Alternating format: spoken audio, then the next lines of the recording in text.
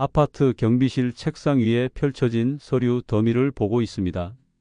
새벽 4시 형광등 불빛 아래서 낡은 독서용 안경을 고쳤으며 또다시 그 계약서를 꺼내 들었습니다. 남해군 설천면 모처, 지목은 잡종지. 손끝이 저절로 떨립니다. 27년 동안 수백억 원대 계약서를 검토하던 손이었는데 정작 제 인생의 계약서는 제대로 읽지 못했습니다. 허리가 욱신거려 의자에서 일어서려다 다시 주저앉았습니다. 손목 보호대가 책상 모서리에 걸렸습니다. 모니터 화면에는 새벽 배달 차량이 지하 주차장으로 들어서는 모습이 보입니다. 예전에는 협력사 대표들이 고개 숙여 인사하던 사람이었습니다. 지금은 주민들이 엘리베이터에서 마주치면 눈도 마주치지 않습니다. 서랍을 열었습니다. 남해군청에서 온 재산세 고지서가 구겨진 채 쌓여 있습니다. 올해 것, 작년 것, 재작년 것. 팔리지도 않는 섬에 세금만 해마다 30만 원씩 나갑니다. 2억 6천만 원을 날리고도 아직 끝나지 않았습니다. 이제 어디서부터 잘못됐는지 말해보려 합니다. 저는 김철민입니다. 60살이 되던 해에 퇴직했습니다. 대기업 구매팀에서 27년을 일했습니다. 매일 아침 8시에 출근해서 저녁 7시에 퇴근하는 평범한 직장인이었죠. 하지만 제가 다루던 숫자만큼은 평범하지 않았습니다. 수십억 원, 때로는 수백억 원대 계약서를 검토하고 협력사를 평가하는 일이었습니다. 계약서 한 줄 한 줄을 놓치지 않았습니다. 납품 조건, 품질 기준, 위약금 조항까지 꼼꼼하게 확인했습니다. 협력사 대표들은 저를 만나면 긴장했습니다. 제 서명 하나가 그들의 1년 매출을 좌우했으니까요. 회사에서는 믿고 맡기는 사람이었습니다. 실수 없는 김 과장, 그게 제 별명이었죠. 주말에도 계약서를 집에 가져와 검토했습니다. 아내가 커피를 내려주면 고맙다고 말하고 다시 서류에 파묻혔습니다. 아들이 대학 갈 때도 결혼할 때도 저는 그렇게 일했습니다. 성실하게, 묵묵하게 한 번도 회사를 배신한 적 없이 살았습니다. 퇴직금 2억 8천만 원은 그 세월의 증명이었습니다. 그런데 퇴직하고 나니 이상했습니다. 처음 2달은 좋았어요. 아침에 눈을 떠도 출근하지 않아도 됐으니까요. 하지만 석 달째부터 공허함이 밀려왔습니다. 아침에 일어나도 할 일이 없었습니다.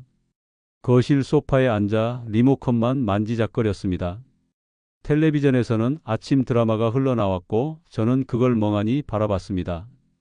점심을 먹고 또 소파에 앉았습니다. 저녁이 되면 아내가 저를 쳐다봤습니다. 아무 말 없이 그냥 쳐다봤습니다. 그 시선이 무겁게 느껴졌습니다. 27년 동안 저는 김 과장이었습니다. 퇴직하고 나니 저는 아무도 아니었습니다. 어느 날 저녁 유튜브를 보고 있었습니다. 알고리즘이 영상 하나를 띄웠습니다. 파란 바다와 작은 섬이 썸네일이었습니다. 제목은 이랬습니다.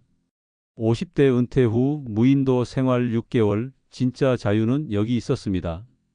클릭했습니다. 영상 속 남자는 섬에서 낚시하고 텃밭 가꾸며 살고 있었습니다. 자유롭고 평화로워 보였습니다. 댓글을 읽어 내려갔습니다. 저도 저렇게 살고 싶네요. 진짜 부럽습니다.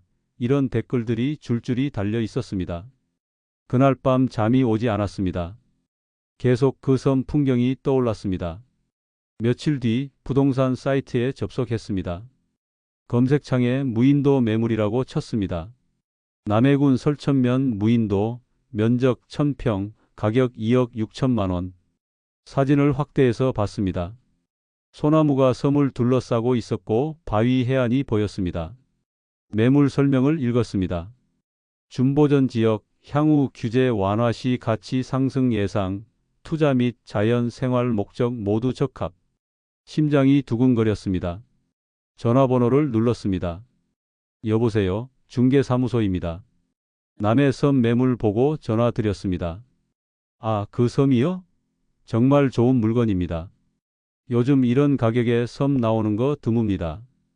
실은 서울에서 한 분이 관심 보이고 계신데 선생님이 먼저 연락 주셨으니 먼저 보여드리겠습니다. 며칠 뒤 남해로 내려갔습니다. 포구에서 중개업자를 만났습니다. 40대 중반쯤 되어 보이는 남자였습니다. 깔끔한 와이셔츠에 명함을 건넸습니다. 남해토지개발 대표 윤성호.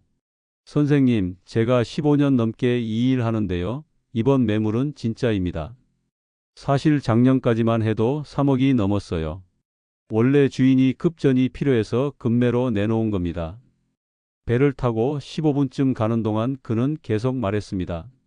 지금 남해군이 섬 관광 개발 추진 중이에요. 조만간 준보전에서 풀립니다. 섬에 내렸습니다. 바위를 밟으며 걸었습니다. 파도 소리만 들렸습니다. 고요했습니다.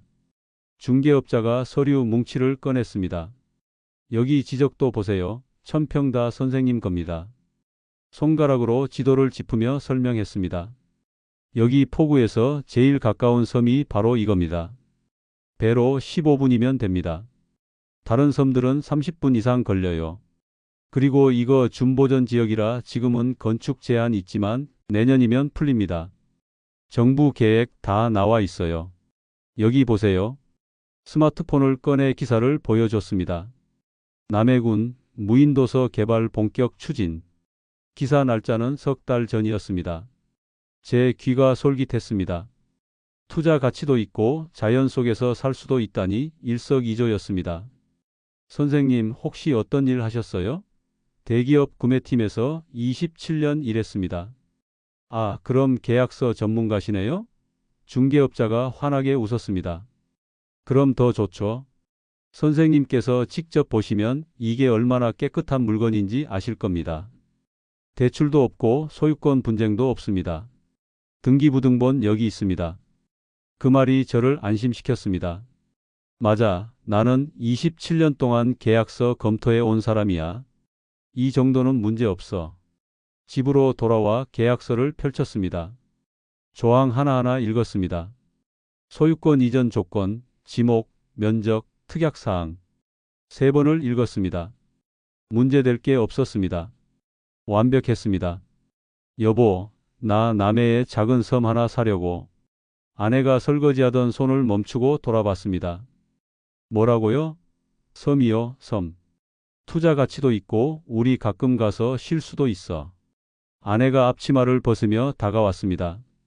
여보, 무인도요? 우리 나이에? 표정이 굳어 있었습니다. 저는 계약서를 펼쳐 보였습니다. 여보, 내가 27년 동안 뭐 했어? 계약서 본 사람이야. 이거 완전히 검토했어. 손해볼 일 없어. 2, 3년 후 팔아도 최소 3억은 받아. 아내가 고개를 저었습니다. 여보, 섬을 왜 사요? 우리 집도 있고 돈도 있는데. 저는 목소리를 낮췄습니다. 여보, 나 요즘 집에만 있으니까 미칠 것 같아. 아침에 눈 떠도 할 일이 없어. 27년 동안 일했는데 이제 나는 아무것도 아니야. 목소리가 떨렸습니다. 아내가 제 손을 잡았습니다. 여보, 그건 알아요. 근데 섬은 너무 위험해요. 저는 손을 뿌리쳤습니다. 위험하다고? 내가 계약서도 다 검토했고 중개업자도 믿을 만한 사람이야. 15년 경력이래. 그리고 이거 투자야, 투자.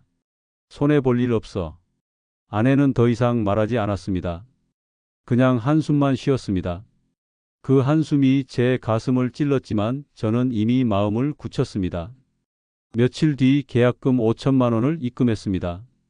중개업자에게서 문자가 왔습니다. 선생님, 현명한 선택하셨습니다. 한 달 뒤 잔금 2억 1천만 원을 보냈습니다.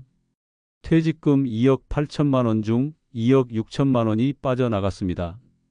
통장 잔액을 확인했습니다. 2,200만 원. 등기소에서 등기부등본을 받았습니다. 소유자 김철민. 제 이름이 또박또박 적혀 있었습니다. 가슴이 벅찼습니다. 이제 내 인생이 다시 시작된다. 집으로 돌아오는 길에 아내에게 전화했습니다. 여보, 끝났어. 이제 우리 섬 주인이야. 섬 생활을 시작한 건 6월 초였습니다. 농막을 하나 주문했습니다. 400만 원짜리 조립식이었습니다. 남해 포구에서 배로 실어 날랐습니다. 운반비만 100만 원이 들었습니다. 이틀에 걸쳐 조립했습니다. 3평짜리 공간이었습니다. 침낭 하나 펴고 작은 테이블 하나 놓으니 꽉 찼습니다.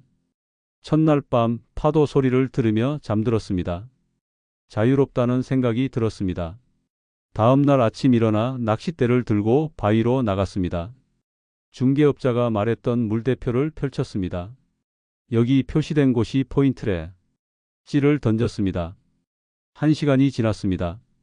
찌는 미동도 하지 않았습니다. 2시간, 3시간. 아무것도 잡히지 않았습니다. 다음 날도 마찬가지였습니다. 그 다음 날도요. 일주일 동안 고기 한 마리 못 잡았습니다. 중개업자가 말했던 물반 고기반은 어디에도 없었습니다. 할 수 없이 해산물을 따러 갔습니다. 바위에 붙은 홍합을 떼어냈습니다. 1시간 동안 고생해서 딴 게 고작 라면 1개 끓일 양이었습니다. 물속을 들여다봤습니다. 소라가 보였습니다. 바지를 걷고 물에 들어갔습니다. 허리까지 물이 찼습니다. 손을 뻗었습니다. 그때 팔에 찌릿한 통증이 왔습니다. 으악! 비명이 터져 나왔습니다. 급히 물 밖으로 나왔습니다. 팔에 붉은 줄이 지렁이처럼 나 있었습니다. 해파리였습니다. 농막으로 돌아와 진통제를 먹었습니다. 밤새 팔이 욱신거렸습니다. 다음 날 아침 부기가 가라앉지 않았습니다. 배를 불러 본섬으로 나갔습니다. 배삭 10만 원. 병원에 갔습니다. 진료비 3만 원. 약값 2만 원. 다시 섬으로 들어가는 배삭 10만 원. 하루에 25만 원이 나갔습니다. 섬에 들어갈 때마다 배를 불러야 했습니다. 왕복 20만 원. 한 달에 4번만 왔다 갔다 해도 80만 원이었습니다. 생각보다 돈이 빨리 나갔습니다. 그래도 저는 스스로를 달랬습니다. 적응 문제야. 시간이 지나면 괜찮아질 거야. 7월 중순 고등학교 친구들이 찾아왔습니다. 야, 철민아, 내가 섬 샀다며? 진짜야? 우리 남해 여행 왔는데 잠깐 들른다. 배를 타고 왔습니다. 4명이었습니다. 와, 진짜 섬이네? 대박이다. 처음에는 신기해했습니다. 사진도 찍고 바다도 구경했습니다. 하지만 1시간쯤 지나자 표정이 달라졌습니다. 야, 철민아, 물은 어떻게 해? 친구 하나가 물통을 보며 물었습니다. 생수 사다 써. 농막 구석에 쌓인 생수병들을 가리켰습니다. 씻는 건 빗물 받아서 쓰고. 고무통을 가리켰습니다. 비 안 오면? 그럼 못 씻지 뭐. 친구들이 서로 눈치를 봤습니다. 점심때가 되자 친구들이 낚싯대를 꺼냈습니다. 야, 여기 고기 진짜 잘 잡히겠다. 매운탕 한번 끓여보자. 3시간을 기다렸습니다. 고기는 몇 마리 안 잡혔습니다. 친구들 얼굴이 햇볕에 빨갛게 타올랐습니다. 철민아, 너 여기서 생활하면 안 힘들어? 한 친구가 물었습니다. 힘들지. 그게 낭만이지 뭐. 자유롭고 조용하고. 저는 웃으며 말했습니다. 그때 친구 셋이 동시에 말했습니다. 철민아, 너 진짜 괜찮은 거 맞지? 퇴직하고 너무 외로웠던 거 아니야? 그 말이 가슴을 찔렀습니다. 돌아가는 배를 바라봤습니다. 친구 하나가 손을 흔들며 소리쳤습니다. 철민아, 아무리 그래도 세상하고 너무 멀리 가지 마라. 너 혼자 여기 있으면 위험해. 배가 점점 멀어졌습니다. 섬은 더 고요해졌습니다. 저는 더 쓸쓸해졌습니다. 그날 밤 농막에 누워 천장을 바라봤습니다. 친구들 말이 계속 맴돌았습니다. 너 진짜 괜찮은 거 맞지? 손으로 얼굴을 감쌌습니다. 괜찮아. 괜찮을 거야. 스스로에게 말했습니다. 하지만 목소리가 떨리고 있었습니다. 여름이 본격적으로 시작되자 지옥이 열렸습니다. 고무통에 받아둔 빗물이 바닥을 드러냈습니다. 한 달 가까이 비가 오지 않았습니다. 생수로 얼굴만 대충 닦았습니다. 사흘째, 나흘째 씻지 못하자 몸에서 냄새가 났습니다. 거울을 보니 자연인이 아니라 그냥 노숙자였습니다. 8월 초 발전기가 고장 났습니다. 본섬 수리점으로 갔습니다. 25만 원이 나갔습니다. 배삭, 왕복 20만 원. 한 달 생활비가 50만 원 가까이 들었습니다. 통장 잔액을 확인했습니다. 1,500만 원. 퇴직금이 빠르게 줄어들고 있었습니다. 본섬 마을 슈퍼에 들어갔습니다. 라면 한 박스, 생수 한 묶음을 샀습니다. 4만 5천 원입니다. 저번보다 비쌌습니다. 여기는 섬이라 운반비 붙습니다. 슈퍼를 나오는데 평상에 노인들이 수군거렸습니다. 저 양반 섬 산 사람이래. 서울서 내려와서 놀러 다니나 보네. 마을 식당에 들어갔습니다. 백반 주세요. 30분을 기다렸습니다. 나중에 온 손님 음식이 먼저 나왔습니다. 백반이 나왔을 때 국은 미지근했습니다. 계산하니 8,000원이었습니다. 관광지라서요. 말투가 차갑습니다. 어촌계 회장이라는 노인이 다가왔습니다. 당신이 섬 산 사람이요? 우리 어장 침범하지 마시오.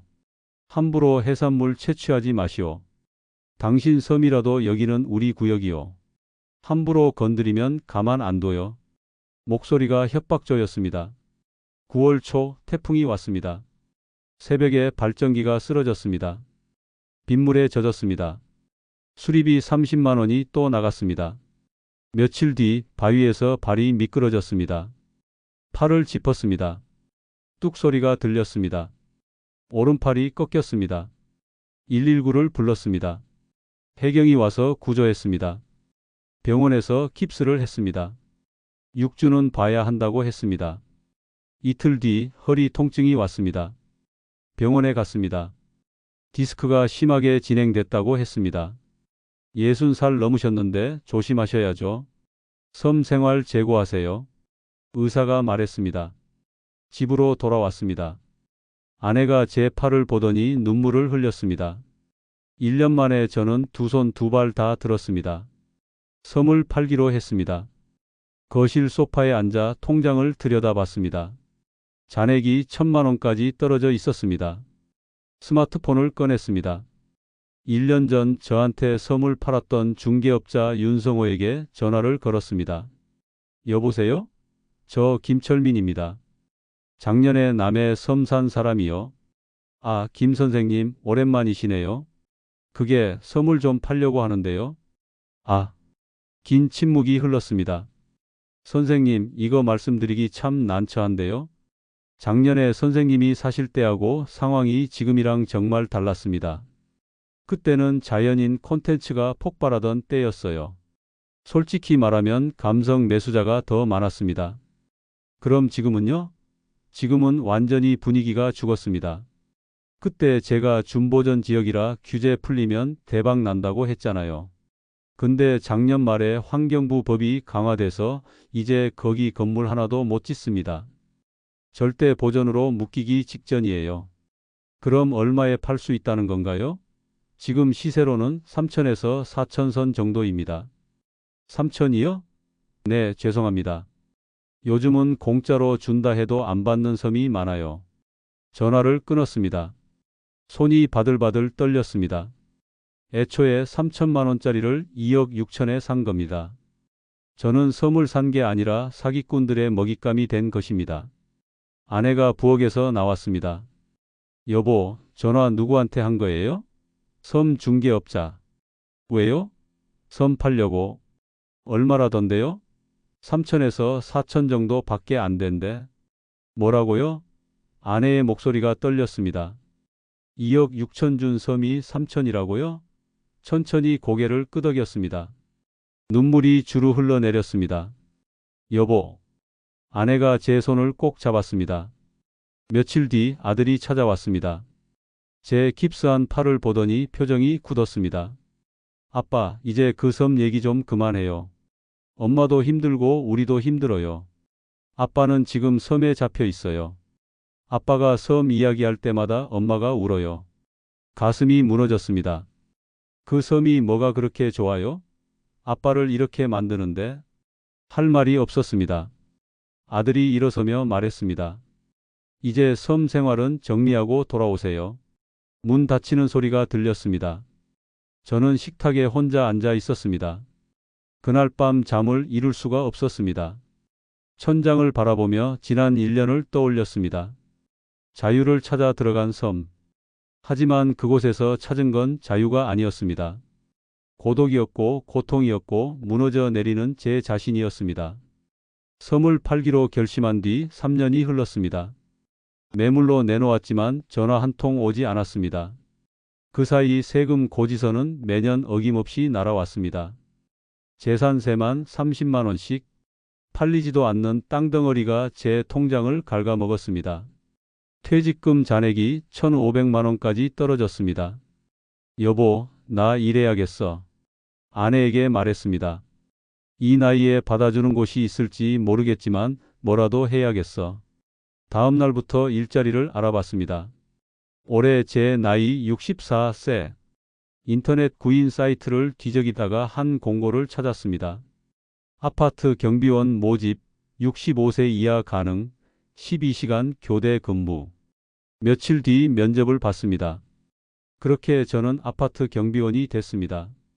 첫 출근 날 경비복을 입고 거울을 봤습니다. 27년 회사 생활 동안 한 번도 입어본 적 없던 유니폼이었습니다. 내가 여기까지 왔구나. 눈시울이 뜨거워졌습니다. 낮 근무는 오전 8시부터 저녁 8시까지, 밤 근무는 저녁 8시부터 다음 날 아침 8시까지였습니다. 주민들은 저와 눈도 마주치지 않았습니다. 어느 날 아들이 전화했습니다. 아빠, 그 섬은 그냥 잊어요. 아빠가 잘못 산 게 아니라 그 섬이 아빠한테 맞지 않았던 거예요. 아무 말도 하지 못했습니다. 얼마 뒤 남해에 갈 일이 생겼습니다. 항구 난간에 섰습니다. 멀리 그 섬이 보였습니다. 햇빛에 반짝이며 떠 있더군요. 저에게는 평생 지워지지 않을 상처였습니다. 난 자연을 원한 게 아니었구나. 중얼거렸습니다. 그냥 어디론가 숨고 싶었던 거였지. 경비실로 돌아가는 길에 문득 깨달았습니다.